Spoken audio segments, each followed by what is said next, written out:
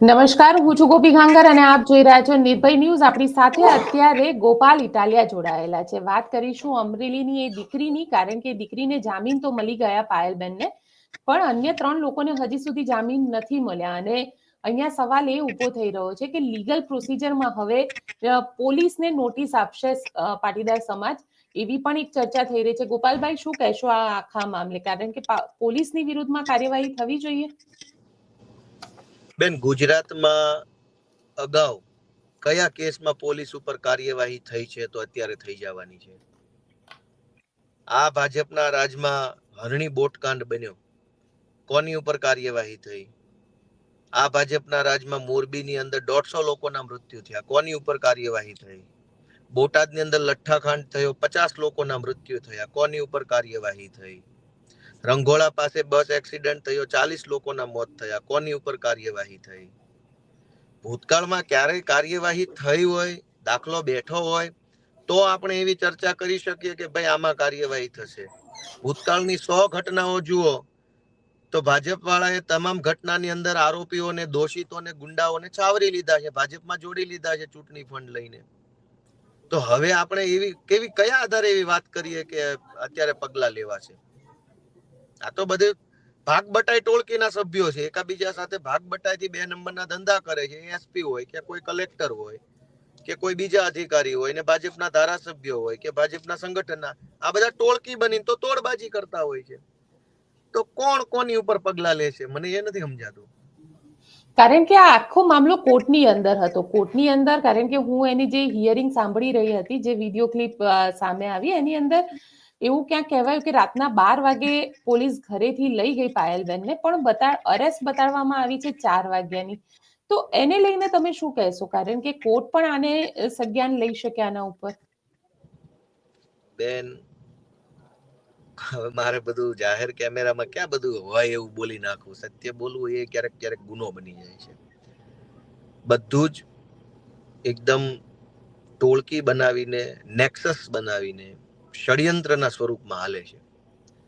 જે દીકરીને રાત્રે 12 વાગ્યે પોલીસ વાળા ઘરેથી ઉચકી ગયા, એને રાતના 12 વાગ્યાથી લઈ બીજા દિવસના બપોરના 4 વાગ્યા સુધી પોલીસ સ્ટેશનની અંદર બેસાડી રાખવામાં આવ્યા, કે ટોર્ચર કરવામાં આવ્યું, કે પૂછપરછ કરવામાં આવી, કે ખોટી કબૂલાત આપવા માટે દબાણ કરવામાં આવ્યું. 4 વાગે એને ઓન પેપર લીગલી એરેસ્ટ બતાવ્યા. એટલે જ્યારે કોર્ટમાં પ્રશ્ન આવે ત્યારે પોલીસ એમ કે અમે રાતે એરેસ્ટ નથી કર્યા, અમે તો 4 વાગે એરેસ્ટ કર્યા. પણ કોઈ પોલીસને એવું તો પૂછે કે અડધી રાત્રે એક છોકરીને કિડનેપરોની જેમ ઉઠાવી જવી પડે એવી ઇમરજન્સી શું હતી? એવું તો શું કઈ દેશમાં યુદ્ધ ફાટી નીકળવાનું હતું કે તમે રાત્રે છોકરીને ના લઈ ગયા હોત ને દિવસે લઈ ગયા હોત તો કઈ તકલીફ પડતી?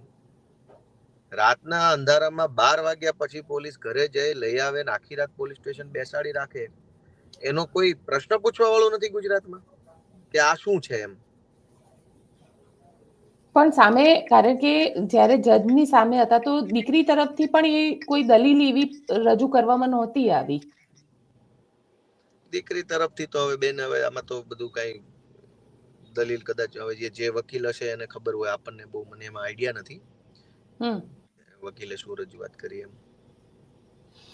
ગોપાલભાઈ, સાથે એક સવાલ એ પણ પૂછીશ, કારણ કે જે રીતે આખો ઘટનાક્રમ થયો છે, કૌશિક વેકરિયાથી લઈને ભારતીય જનતા પાર્ટીના નેતાઓ ખૂબ એક્ટિવ જોવા મળ્યા. કારણ કે કૌશિક વેકરિયા તો લેટર વાયરલ થયો ત્યારબાદ FIR લખાવી એમને, અને FIR ના ફર્ધર હવે, કારણ કે કૌશિક વેકરિયા આખા મામલે પોલીસને જવાબદાર ગણાવી રહ્યા છે, પણ ભાજપના નેતાઓ ખૂબ એક્ટિવ થઈ ગયા અને ત્યાંના સ્થાનિક નેતાઓ જેલમાં પુરાવા માટે એક્ટિવ હતા ને, તો સરઘસ કઢાવવામાં એક્ટિવ હતા, ક્યાંક ડેમેજ કંટ્રોલ માટે ઘણા એક્ટિવ હતા. હવે એમાં શું ડેમેજ કંટ્રોલ? બૂંદ સે બિગડી તો હોત સે ક્યાં સુધરેગી? આપણે બહુ જૂની કહાની છે કે ટીપામાં ઇજ્જત આબરૂ ખોય છે, તો હવે દરિયો ભરશો તો કોઈ મતલબ નથી. એટલે ભાજપ વાળાએ જે કાંડ કર્યો છે એ કાંડ અક્ષમ્ય છે. આનું કોઈ ડેમેજ કંટ્રોલ હોય જ ન શકે. કોઈ દીકરીનું સરઘસ કાઢવું, એની માફી જીવીએ ત્યાં સુધી ન હોઈ શકે. અને બેનો દીકરીઓના ઇજ્જત આબરૂ માટે તો ધીંગાણા થઈ ગયાનો કાઠિયાવાડનો હજારો વર્ષનો ઇતિહાસ છે. કેટલા તો યુદ્ધો બેનો દીકરીઓની ઇજ્જત માટે થઈ ગયા છે, કેટલા શહીદો થઈ ગયા છે, ગામડે ગામડે કેટલા પાળિયા બેઠા છે, એ દીકરીઓની રક્ષા કરતા કરતા પાળિયા થઈ ગયાના દાખલા કાઠિયાવાડમાં છે. ઈ જ કાઠિયાવાડની અંદર કૌશિક વેકરિયા ભાજપના માણસો દીકરીની આબરૂ ઉછાળે, જાહેરમાં સરઘસ કાઢીને અને પછી એમ કે ડેમેજ કંટ્રોલ, તો ઈ વાતમાં શું માલ છે? આ તો દીકરીઓની લાજ આબરૂ માટે પાળિયા થવાનો ઇતિહાસ વાળું ગામ છે. ઈ ગામ ઈ મલક છે, આબરૂ ઉછાળવા વાળો મલક નથી. આની કોઈ માફી જ ન હોવી જોઈએ અને આની આકરામ આકરી સજા હોવી જોઈએ. અમારી સરકાર આવશે ને ત્યારે કરશું, વ્યવસ્થિત સજા કરશું, જિંદગીભર યાદ રાખે એવી. કોઈ ક્યાંય ભાગી જવાનું નથી કે કોઈ આત્મહત્યા કરી જવાનું નથી. આજ ગુજરાતમાં રહેતા હશે, સરકાર બદલાય એટલે સમજી લેજો જેટલા તોડબાજો, બળાત્કારીઓ, ગુંડાઓ, માફિયાઓએ ભાજપના ખોળામાં બેસી અને સમાજ હારે અન્યાય કર્યો છે, એને આજીવન યાદ રહે એવી ક્રૂરમાં ક્રૂર સજા આપવાની છે. આ સ્પષ્ટ વાત છે. તમારી પાયલ સાથે કોઈ વાતચીત થઈ ગોપાલભાઈ? પાયલબેન હારે વાત થઈ ને, મારે ફોન ઉપર વાત થઈ મારે. શું કહેતા હતા? એ તો હજુ તો આઘાતમાં છે થોડાક, આમ શું બોલવું શું ના બોલવું. બીજું એને થોડાક ધમકાવેલા છે પોલીસે અને બીજા માણસો, એને થોડોક હજુ ડર આપેલો છે અમુક વાતને લઈને. એને કોણે કીધું રામ જાણે, પણ એની વાતો પરથી મને ખ્યાલ આવ્યો કે એને ઘણા લોકોએ પ્રેશરમાં લીધેલ છે. એટલે મારે એની ફોનમાં જ વાત થઈ, મારા જ નંબર ઉપરથી એમને મોબાઈલમાં મારે ગઈકાલે જ વાત થયેલી. તો મને એમણે કીધું કે આવું છે, એટલે મને એની વાત ઉપરથી હું સમજી ગયો કે કોઈએ અમને દબાવેલા છે. જોઈએ હવે આગળ શું ચર્ચા થાય છે. કોનું દબાણ છે આ જે દબાણની વાત કરી રહ્યા હવે છે? એ ફોન ઉપર તો તમે સમજો કે ફોન ઉપર જ્યારે આપણે હું તમને કઈ પૂછું કે બેન આ શું થયું, એટલે તમે એનો જવાબ આપો કે હું પછી કહીશ, એવું ધારો કે બોલો, તો એનો અર્થ એમ થયો કે તમે કહેવા તો માંગો છો પણ તમને કોઈએ કહેવાની ના પાડી છે, અથવા અત્યારે તમને કંઈક ડર લાગે છે, અથવા તમે કંઈક આઘાતમાં છો. ના નથી પાડી, ના એવું કઈ નથી, હું પછી કહીશ. પછી કહીશ નો અર્થ શું? એવી ઘણી વાતો છે. હજુ સમય બાકી છે, હજુ સમય બદલાશે એમ હું કહીશ. હજુ કઈ પૂરું નથી થઈ ગયું, ન્યાયની લડાઈ ચાલુ છે. ઘણું હજુ હશે કંઈક. બેની પોતા સ્ટેબલ થાય, થોડાક માનસિક રીતે રિલેક્સ થાય પછી કંઈક કહેશે એ રીતે. અત્યારે તો એ શું હોય, અચાનક ઘટના બની ગઈ, જેલમાં જવાનું થયું, તો બધી એ ઘટનાનો આઘાત હોય મનમાં, એટલે એ પોતે જાજુ બોલી શકે, વાત કરી શકે, વિચારી શકે એવી કન્ડિશનમાં હોય ન હોય. તો ધીરે ધીરે સ્ટેબલ થશે ત્યારે ખબર પડશે આપણને. ક્યાંક તમારી કોઈ વાતચીત થઈ કે પોલીસ દ્વારા કોઈ દબાણ કરવામાં આવ્યું, કે રાજનીતિ ના લોકો દ્વારા, જેટલા પણ રાજનેતાઓ હતા એ લોકો દ્વારા દબાણ કરવામાં આવ્યું હોય? એટલે એ સ્ટેબલ થશે એટલે વાત બહાર આવશે ને. હજુ તો ક્યાં એક દિવસ થયો છે, થોડુંક આઘાતમાંથી બહાર આવે, કંઈક સ્ટેબલ થાય પછી ખબર પડશે શું છે. હજુ ક્યાં એમાં જૂનું થઈ ગયું છે. જે અચ્છા, કઈ હશે હવે એ તો કે છે ને. હા, પણ ગોપાલભાઈ હજી 3 જણા જે બીજા છે, કારણ કે આ છેલ્લે તો એવી વાત હતી કે ભાઈ એફઆઈઆર આખી પાછી ખેંચી લેવામાં આવશે ને આ આખા કેસમાં સી સમરી ભરી દેવામાં આવશે. 3 લોકો તો હજી જેલમાં જ છે. હા એ તો ઠીક છે. સી સમરી નો તો હજુ ઘણો ટાઈમ બાકી છે. સી સમરી ભરવાની હશે તો પણ એ તો તપાસના અંતે ભરશે ને, એટલું જલ્દી નહીં ભરે. 20, 25, 30 દિવસ તો લાગશે જ એમાંય. તે જોઈએ હવે એ સી સમરી વાળું શું નિર્ણય કરે છે ભાજપ વાળા. તમને એવું લાગે છે કે આખી ઘટના પોલિટિકલ મોટિવેટેડ હતી? હવે એમાં લાગવાનું શું હોય? જગ જાહેર વસ્તુ છે, એમાં લાગવાનું ક્યાં વાત જ આવી? આખી દુનિયાને ખબર છે કે ભાજપ વાળાની અંદરો અંદરની લડાઈ છે. બે પક્ષો ભાજપ વાળા છે. તાલુકાનો પ્રમુખ બનવા માટે થઈને આખી ચર્ચા હતી. એમાં એક ગ્રુપે બીજા ગ્રુપ ઉપર ધાક બેસાડવા માટે, દાદાગીરી કરવા માટે આ એફઆઈઆર કરાવી છે. લાગવાની વાત જ નથી, હકીકત જ છે. રાજકારણના કારણે તો બધું થયું છે. અને બે આખલાની લડાઈની અંદર નિર્દોષ દીકરીનો ભોગ લેવાયો છે. મૂળ વાત એમ છે. તમને શું લાગે છે હવે આ કેસની અંદર શું થઈ શકે? લીગલ આસ્પેક્ટથી પૂછી રહી છું. બેન, કેસની શરૂઆત જ ઇલીગલ રીતે થઈ હોય તો આગળ શું લીગલ થવાનું છે? ભાજપના ધારાસભ્યના કહેવાથી પોલીસે એફઆઈઆર કરી.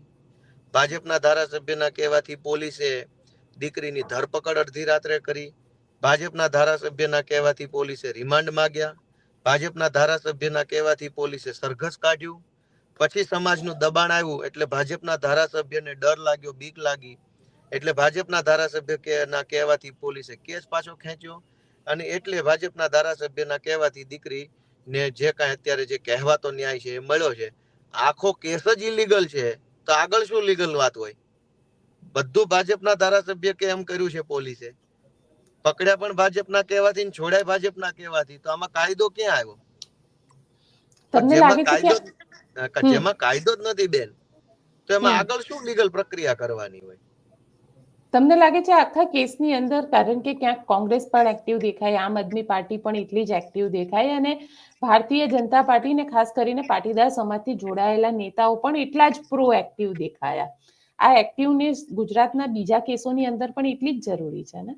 એટલે હું એને રાજકીય દ્રષ્ટિએથી કંઈ જોતો નથી. જે પણ લોકો એક્ટિવ રહ્યા, જે કંઈ પણ લોકો, મને એવું લાગે છે કે એક દીકરી પ્રત્યેની ભાવનાથી એક્ટિવ હતા, સમાજ પ્રત્યેની ભાવનાથી એક્ટિવ હતા, અથવા એક માણસાઈની દ્રષ્ટિએ એક્ટિવ હતા, એવું હું બધા વિશે અભિપ્રાય આપી. જે લોકો કાં તો માનવતાથી એક્ટિવ રહી શકાય, જ્ઞાતિ પ્રેમથી રહી શકાય, અથવા એક દીકરીના બાપ તરીકે કે દીકરીના માવતર તરીકે, વડીલ તરીકેની લાગણી સાથે આપણે એક્ટિવ રહી શકીએ. તો જે લોકો એક્ટિવ રહ્યા છે એમાં કંઈ કોંગ્રેસ આમ આદમી પાર્ટી કરવા જેવું નથી. રહ્યા એટલું સારું એમ. પણ ભાજપ વાળાએ કઈ મહાનતા બતાવવાની જરૂર નથી ગોપીબેન, કે ભાજપ બહુ એક્ટિવ રહ્યું ને મોટું મન રાખ્યું ને માફ કરી દીધું. તમે કોણ છો ભાઈ મોટું મન રાખવા વાળા? અને તમારું મન હોય ગમે તેટલું મોટું, પણ પથ્થરનું છે તો એનો શું કામ સમાજને છે? મન ભલે નાનું હોય પણ માખણ જેવું હોવું જોઈએ. આ તો કે મન મોટું રાખ્યું ભાજપ વાળા, દીકરીને જામીન અપાય, પણ મન તો પથ્થરનું છે તમારું. દીકરીના સરઘસ કઢાયા છે. એટલે ભાજપ વાળા એક્ટિવ રહ્યા અને ભાજપ વાળાએ એહસાન કર્યો અને ભાજપ વાળાએ મદદ કરીને એવું કઈ છે નહીં. ભાજપ વાળાએ તો આબરૂ ઉછાળવામાં કઈ બાકી નતું રાખ્યું. આ તો ભલું થાજો ગુજરાતના તમામ સમાજનું, સર્વ જ્ઞાતિનું, કે એમણે અવાજ એક સુરે ઉઠાવ્યો ત્યારે આ લોકોને પ્રેશર આવ્યું એટલું બધું. અને છતાંય તે નાલાયકી તો કરી જ છે પૂરેપૂરી. દીકરી છૂટી ગઈ એ વાત તો ઠીક છે, પણ એ છતાંય નાલાયકી તો પૂરેપૂરી કરી લીધી છે ભાજપ વાળાએ. એમાં કઈ બાકી નથી મૂક્યું. એટલે સજ્જન માણસો બિલકુલ નથી. એટલે હવે સારું લગાડવા માટે, પછી ઢાંકવા માટે એવું બધી મોટી મોટી ફિલોસોફી કરતા હોય ભાજપ વાળા, તો એ ખોટું છે. તમે કહી રહ્યા છો કે કોંગ્રેસ આમ આદમી પાર્ટી આવ્યું, ભાજપ વાળાએ રાજનીતિ કરી, પણ આ બધા જ નેતાઓ જ્યારે દાહોદની અંદર બલાત્કાર થાય છે, કે પછી ભરૂચની અંદર બલાત્કાર થાય છે, કે આટકોટનો મામલો આવે છે સામે, ત્યારે કેમ નેતાઓ ચૂપ થઈ જાય છે? કયા ભાજપના નેતાઓ? તમે ભાજપ બધા જ નેતાઓ, કારણ કે જે ખુલીને પ્રોટેસ્ટ થયું આટકોટની અંદર પાટીદાર સમાજની જ દીકરી હતી, કન્યા છાત્રાલય પણ પાટીદાર સમાજનું હતું, કેમ કોઈ નેતા ત્યારે સામે ન આવે દીકરીની મદદ માટે? એવું બની શકે બેન કે કોઈએ જોયું ન હોય પ્રોટેસ્ટ થયો હોય. તમારી પાર્ટીના કાર્યકર્તાઓ સતત સક્રિય હતા. બીજું કે દાહોદની ઘટનામાં ચૈતરભાઈ પોતે ત્યાં ગયા હતા. કોઈ બી ઘટના બને ને બેન, એમાં રાજકીય નેતાઓ હંમેશા માટે ન્યાય અપાવવા માટે રસ તો લેતા જ હોય છે. પણ એ ઘટનાની અંદર રસ લેવા માટેના પણ બીજા ઘણા બધા કારણો હોય. એક તો ભોગ બનનાર પરિવાર જે જ્ઞાતિનો હોય, તો સ્વાભાવિક છે કે એ જ્ઞાતિનો નેતા ઉપર એ વધુ ભરોસો કરે. કેમ કે ભોગ બનનાર માણસને ભરોસો અપાવવો જરૂરી છે. ભરોસો અપાવવાનું કુદરતી તત્વ જ્ઞાતિ છે. આપણે સમાજની મર્યાદાઓથી બંધાયેલા છે. હું કેમેરા સામે માત્ર શાણી ડાઈ વાતો કરું, એનાથી કઈ ગુજરાતની વાસ્તવિકતા બદલાઈ નથી જતી. દરેક ગામમાં ઘટના બને, એમાં ભોગ બનનારની એક જ્ઞાતિ હોય, એને મદદ કરવા માટે સૌથી પહેલા એ જ્ઞાતિનો આગેવાન આગળ આવે. કેમ કે વિશ્વાસ અપાવી શકે કે હું તમારો છું, તમારો દીકરો ભાઈ છું, તમે મને કહો હું મદદ કરું, પછી બીજા ઇન્વોલ્વ થાય. ઘણી વખત એવું હોય કે જેના પરિવારમાં ઘટના બની હોય, એ પરિવાર કે એ જ્ઞાતિના ત્યાંના સ્થાનિક આગેવાનો ભાજપ સાથે સંકળાયેલા હોય, એટલે બીજી પાર્ટીનો કોઈ પણ માણસ ત્યાં સંવેદના સહાનુભૂતિ આપવા માંગતો હોય તો પણ એને આવવા ન દે. ગામની અંદર એવો માહોલ બનાવે કે બીજા આવશે તો હુરિયો કરશે, દેકારો કરશે, હુલ્લડ કરશે. તો બીજા બધા બેન પ્રોબ્લેમ્સ આવતા હોય. ગુજરાતમાં વિરોધ પક્ષમાં કે આમ આદમી પાર્ટીમાં કોઈ એવો માણસ નથી જેને ગુજરાતની એક પણ નાનામાં નાની ઘટના બને અને દુઃખ ન થાય. અમને તમામ ઘટનામાં દુઃખ થાય છે. અને જેટલું દુઃખ અમરેલીની ઘટનામાં થાય, એટલું જ દાહોદની ઘટનામાં થાય, એટલું જ જસદણની ઘટનામાં થાય, એટલું જ હરણીકાંડમાં થાય. પણ દરેક ઘટના વખતે નેતાએ ત્યાં જવા માટેના સંજોગો અલગ અલગ હોય છે. એ ભોગ બનનાર પરિવાર કોણ છે, એની માનસિક હાલત શું છે, આજુબાજુમાં કેવા પ્રકારના લોકોએ એને કંટ્રોલ કરી લીધા છે, એ વ્યક્તિ કોની વાતને માનવા લાગ્યા છે. ઘણી વાર ભાજપના માણસો કંટ્રોલ કરી લે અને બ્રહ્મા નાખે. ભાજપના માણસો ભોગ બનનાર પરિવારને કંટ્રોલ કરે અને એની પાસેથી અષ્ટમ પષ્ટમ નિવેદનો અપાવડાવે. જેમ કે રાજકોટનો અગ્નિકાંડ બન્યો બેન, એમાં કોંગ્રેસ પક્ષે નક્કી કર્યું ન્યાય યાત્રા કાઢવાનું રાજકોટ થી અમદાવાદ સુધીની. અને આ જ અગ્નિકાંડના જેના ઘરે ઘટના બની હતી, જેના ઘરે મૃત્યુ થયા હતા, એ જ માણસોએ ભાજપની તરફેણમાં નિવેદન અપાવડાવ્યા. એ જ માણસો અગ્નિકાંડમાં સામેલ ન થયા. તો ઘણી વખત આપણે એવું નથી હોતું કે કોઈ ઘટનામાં નથી જવું, આ ઘટનામાં દેકારો વધારે કરવાનો, પેલી ઘટનામાં નથી જવું, એવું ના હોય. પણ ભોગ બનનાર પરિવાર, એની જ્ઞાતિ, એની આસપાસના લોકો, એની આસપાસનો રાજકીય માહોલ, એ બધી વસ્તુ મેટર કરતી હોય છે. અમે તો ઈચ્છીએ છીએ કે દરેક ઘટનામાં ન્યાય અપાવવા માટે જઈએ, પણ એ દરેક વખતે શક્ય નથી હોતું. એ સિવાય સુરતમાં તક્ષશિલાની ઘટના બની, એની અંદર પણ જે કાંઈ લોકોના ઘરમાં દુઃખની ઘટના બની હતી, એમાંથી ઘણા મિત્રો આજે ભાજપના સમર્થનમાં છે. આપણે એને ખબર અંતર પૂછવાની કે બીજી ત્રીજી કોઈ ચર્ચા કરવા માંગતા હોઈએ તો પણ ના પાડે કે ભાઈ તમે અમારા ઘરે ના આવશો. તો આમાં બેન ઘણા બધા બીજા પડદા પાછળના એંગલ હોય છે. એટલે એવું બિલકુલ નથી કે અમને એક ઘટનામાં સંવેદના ખૂબ છે બીજી ઘટનામાં બિલકુલ સંવેદના નથી. પણ દરેક ઘટનાની સાથે જોડાયેલા જે ઘટના બની હોય એ ઘટના સિવાયના અનેક પરિબળો હોય છે. એ પરિબળો ધ્યાનમાં રાખીને પછી આપણે ત્યાં મદદ માટે, માર્ગદર્શન માટે, સેવા માટે જઈ શકતા હોઈએ છીએ. જેમ કે હું તમને કહું કે ત્યાં સાવરકુંડલાના ખોડિયાણા ગામમાં એક આહિર સમાજના દીકરાએ આત્મહત્યા કરી લીધી છે. એના આરોપી નથી પકડાયા. હું મારી મહેનતથી કે મારા નિર્ણયથી હું પટેલ નથી. હું જન્મથી ઈશ્વરે જે જન્મ આપ્યો એમ હું પટેલ છું. આત્મહત્યા કરનાર વ્યક્તિ આહિર છે. મારે ન્યાય અપાવવા માટે ત્યાં જવું હોય તો પણ એવો પ્રશ્ન બને છે કે ભાઈ અમારા સમાજની મેટરમાં તું કેમ આવે છે? એટલે ઘણી વાર પ્રશ્ન કરવો આસાન હોય છે, પણ ત્યાં જઈએ ભોગ બનનાર પરિવારની માનસિકતા અને અનેક પરિબળો લાગુ પડતા હોય છે એટલે નથી જઈ શકાતો. એટલે ઘણીવાર ફેસબુકમાં ઘણી કોમેન્ટો ઘણા બધા બહુ ડાયા માણસોએ કરી. શેનો અવાજ આવે? ફેસબુકમાં ઘણા ડાયા માણસો કોમેન્ટો કરતા હોય છે, ફલાણી જગ્યાએ કેમ નહોતા ગયા, ફલાણી જગ્યાએ કેમ નહોતા ગયા, ફલાણી ઘટનામાં કેમ કઈ બોલ્યા નહીં, અહીંયા તમે આમ તમારું છે એટલે કર્યું. એટલે એ તો ડાયા માણસો બોલે. વાસ્તવિકતા ગોપીબેન આપણે જાણીએ છીએ કે બધું આમાં ઘણા બધા પ્રકારના મર્યાદાઓ આવતી હોય છે ઘટનાને લગતી. જવું તો બધે છે, બધે જ ન્યાય અપાવવો છે, બધા માટે બોલવું છે, પણ જેના માટે બોલવાનું હોય એ માણસ, એ જગ્યા, ત્યાંના આસપાસની લોકાલિટી, એને આસપાસની અંદર રહેલા ભાજપની જે ટોળકીઓ હોય છે એ બધું મેનેજ કરતી હોય છે. એટલે ઘણી વખત નથી શક્ય બનતું ક્યાંક જવાનું, પણ એની પાછળનું કારણ અમારી માનસિકતા નથી. અમારી તો ઈચ્છા હોય જ છે, પણ નહીં જવાનું કે નહીં બોલવાનું કારણ કંઈક બીજું હોય.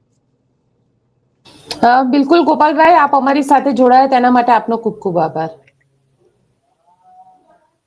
તો આપ શું વિચારો છો મને કોમેન્ટ બોક્સમાં ચોક્કસથી લખીને જણાવજો અને અમારી ચેનલ નિર્ભય ન્યૂઝને લાઇક, શેર અને સબસ્ક્રાઇબ કરવાનું ભૂલશો નહીં. આભાર.